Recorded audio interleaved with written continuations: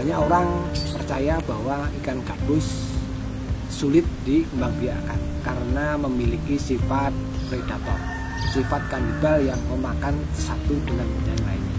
Tetapi pendapat ini saya kira tidak benar, karena ada sejumlah orang yang telah mampu membudidayakan ikan gabus ini dan sukses menjadi sebuah usaha yang bisa menaikkan tingkat pendapatan.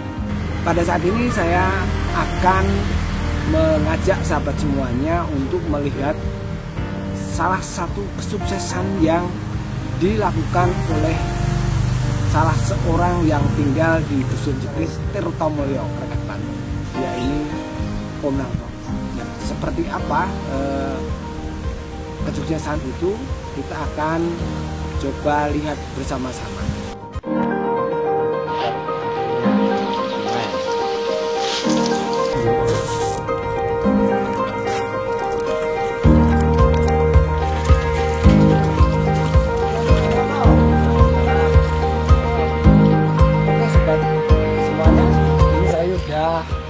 Sampai ke tempatnya Mas Narto.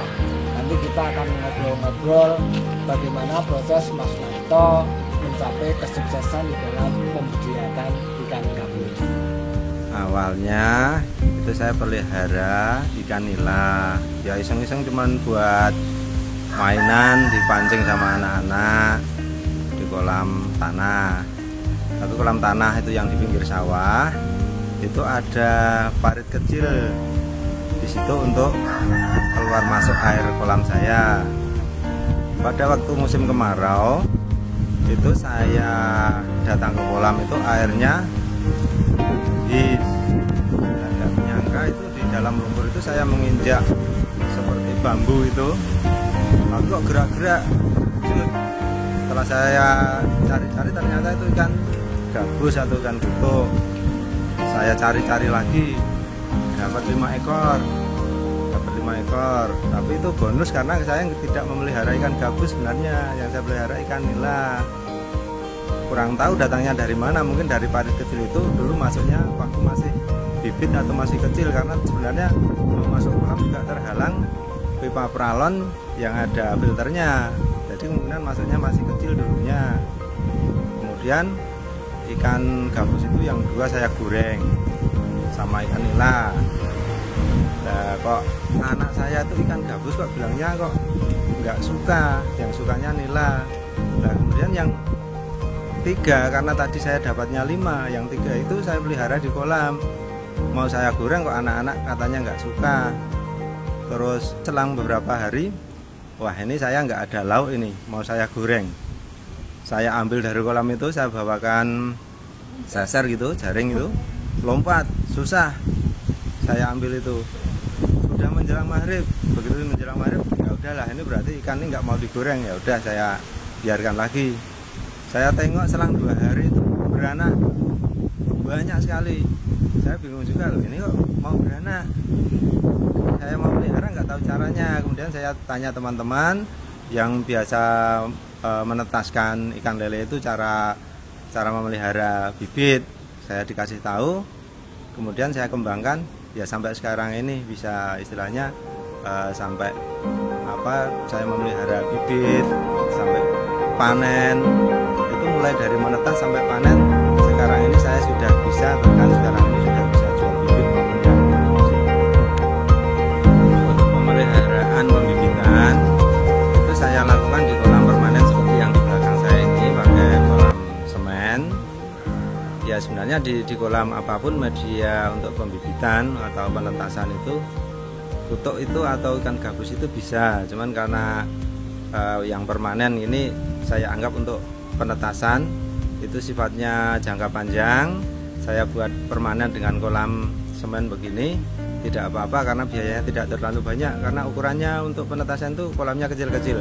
Nah, kolam sebesar ini atau boleh dibilang malah sekecil ini cukup untuk istilahnya pembibitan, karena pembibitan itu ikan yang masih kecil-kecil, kemudian induk juga tidak terlalu banyak, itu cukup dengan kolam segini. Tapi tetap kita untuk pengamannya kita kasih jaring pengaman ini tujuannya supaya induk atau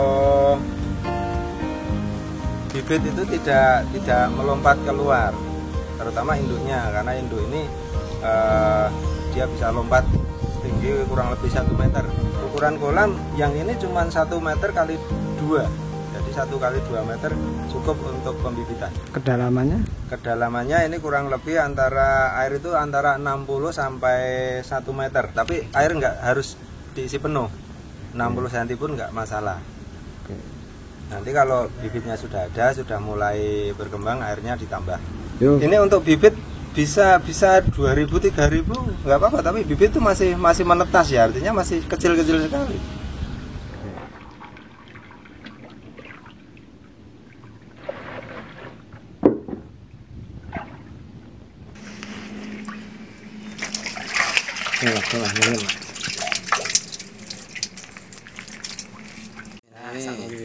Ini adalah usia yang sudah bisa dipindah ke kolam pembesaran, atau bisa juga untuk dijual bibit.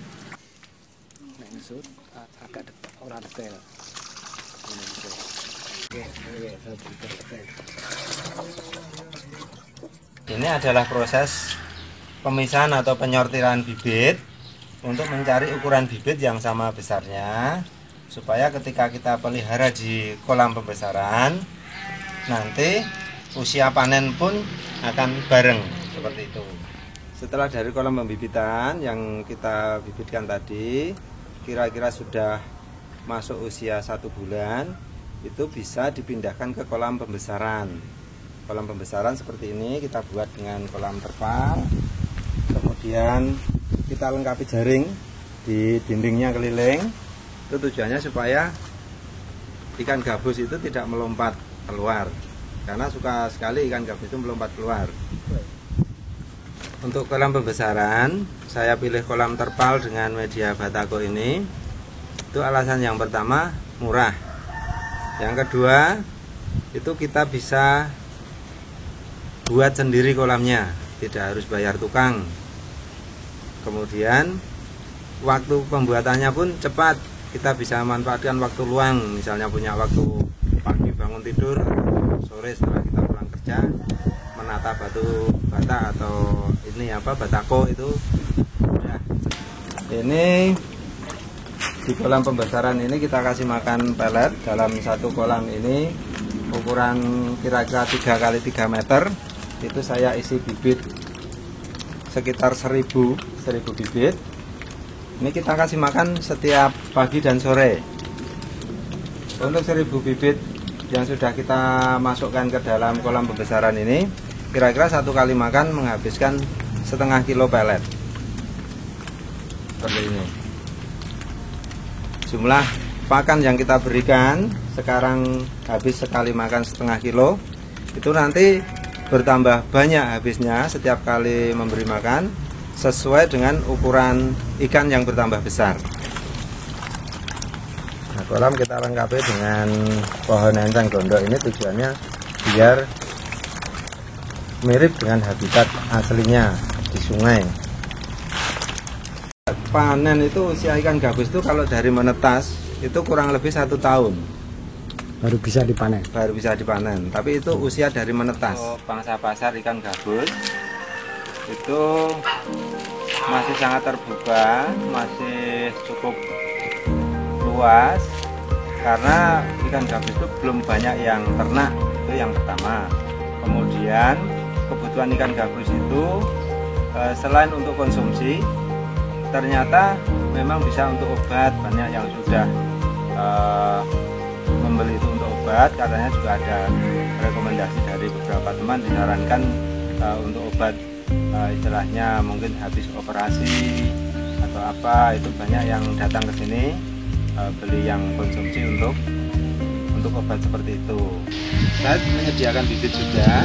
Memang sudah ada beberapa teman yang berminat ingin memelihara ikan gabus ini, datang ke sini pesan untuk disediakan bibit.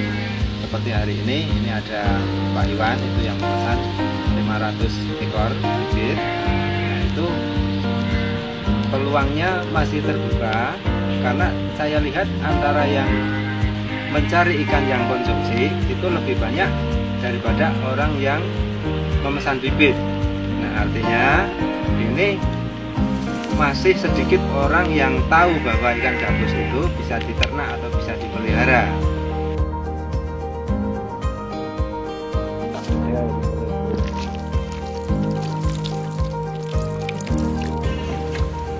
Kurang. Nah, bibitnya sehat.